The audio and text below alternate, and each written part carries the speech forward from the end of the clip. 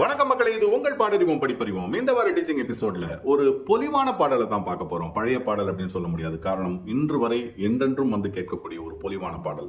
1964ஆம் ஆண்டு வெளிவந்த காதலிக்க நேரமில்லை திரைப்படத்திலிருந்து நாளாம் நாளாம் திருநாளாம் அப்படிங்கிற ஒரு அற்புதமான ஒரு காதல் பாட்டு தான் பார்க்க போறோம்.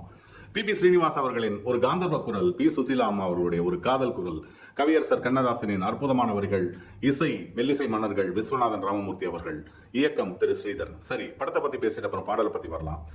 திரைப்படங்களில், தமிழ் திரைப்படங்களில் ஒரு பொற்காலம் அப்படின்னா அந்த 1960கள் 70கள் அப்படின்னு சொல்லலாம். என்னன்னா வந்து எல்லாமே ரொம்ப சிறப்பாக இருந்தது. பாடல்களாக இருக்கட்டும், இல்லை டைரக்டர்களோட பங்கா இருக்கட்டும், இல்லை திரைப்படங்களாக இருக்கட்டும், நடிகர்களாக இருக்கட்டும், எல்லாமே ரொம்ப பிரமாதமாக இருந்தது. அப்படியே முத்தாய்ப்பு வைத்த மாதிரியே இருந்தது அப்படின்னு சொல்லலாம். அது இயக்குநர்களின் ஒரு பொற்காலம் அப்படின்னு சொல்லணும். மிக பிரம்மாண்டமான அற்புதமான வெற்றிகரமான இயக்குநர்கள்லாம் தமிழ் திரையுலகில் வந்தப்ப இருந்தாங்க.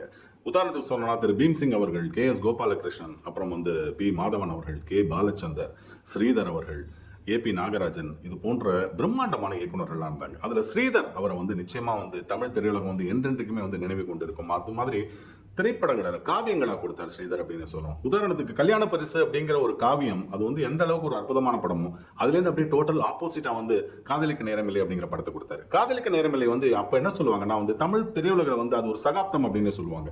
அந்த மாதிரி ஒரு என்டர்டைனர், ஒரு காமெடி, ஒரு லவ், ஒரு சாங்ஸ், இந்த மாதிரி எல்லாம் சேர்ந்த ஒரு அற்புதமான படமா யாருமே அன்னைக்கு பார்த்தது கிடையாது. காதலிக்க நேரமில்லை ஸ்ரீதர் அவ்வளவு அற்புதமாக கொடுத்திருந்தார். மிகப்பெரிய பிரம்மாண்டமான வெற்றி அடைந்த திரைப்படம். 175 250 நாள்லாம் ஓடிச்சு.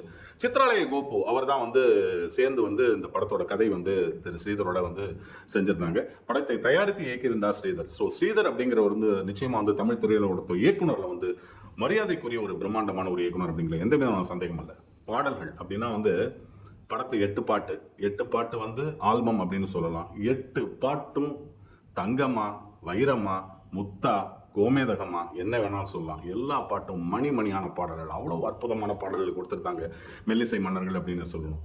நாளாம் திருநாளாம், இது இந்த திருமண வைபவங்கள் எல்லாம் இந்த பாட்டெல்லாம் ஒலிக்கும். நாளாம் திருநாளாம், அப்புறம் பாசமலர்ல ஒரு பாடல், இதெல்லாம் திருமண சடங்குகள் நடைபெறப்போ வாராயோ தோழி வாராயோ, இந்த பாட்டு இதெல்லாம் கல்யாண இதுல ஸ்பீக்கர்ல எல்லாம் போடுவாங்க.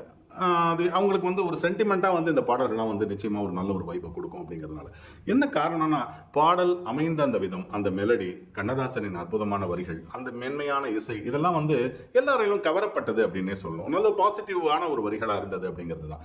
ரவிச்சந்திரனும் இன்னொரு ஹீரோயின் அவங்களுக்காக தான் அந்த பாடல் வைத்திருந்தார்கள். அதாவது இது என்ன சொல்லணும்னா, ஸ்ரீதர் ஒரு பிரம்மாண்டமான இயக்குனர்.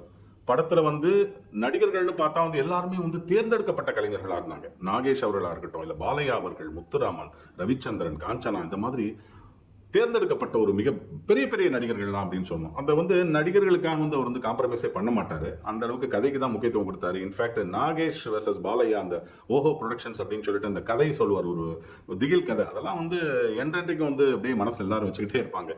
அந்த அளவுக்கு ஒரு சிறந்த ஒரு திரைப்படம். பாடல்கள் இந்த படத்திற்கு எந்த அளவுக்கு உதவி செய்தது அப்படின்னா, பாடல்களுக்காகவே இந்த படம் ஓடிச்சா அப்படின்னா நிச்சயமா அதுவும் ஒரு காரணம். கதையும் சிறப்பா இருந்தது, காமெடியும் சிறப்பா இருந்தது, காதலும் சிறப்பா இருந்தது, திரைக்கதையும் சிறப்பா இருந்தது, டைரக்ஷன் நல்லா இருந்தது, கூட சேர்ந்து பாடல்கள் அப்படின்னு சொல்லணும். சுசீலா அம்மா ஆரம்பிப்பாங்க, நாளாம் நாளாம் திருநாளாம்னு ஒரு குழந்தை மாதிரி ஆரம்பிப்பாங்க. பிபிஎஸோட அந்த ஒரு பல்லவியில என்ட்ரி இருக்கும், இளைய கன்னியின், அந்த அவரோட குரலை பத்தி தான் தெரியும்ல, அது யாருக்குமே அந்த குரல் வராது. அது ஒன்றும் கிஃப்டட் வாய்ஸ் அப்படின்னு சொல்லுவோம். அந்த அளவுக்கு அற்புதமா பாடியிருந்தாங்க. கஷ்டமான பாடல் அப்படின்னு சொல்ல முடியாது. ஆனா 2 பேரும் சேர்ந்து பாடக்கூடிய வரிகள்லாம் வரும். அந்த அந்த கரெக்டா சிங்க்ரனைஸ் ஆகணும். சில இடங்கள்லாம் கொஞ்சம் இழுத்தெல்லாம் பாடுற மாதிரி இருக்கும். ஓஹோ, அதெல்லாம் கொஞ்சம் கவனிச்சு பாட வேண்டிய விஷயங்கள் அப்படின்னு சொல்லணும்.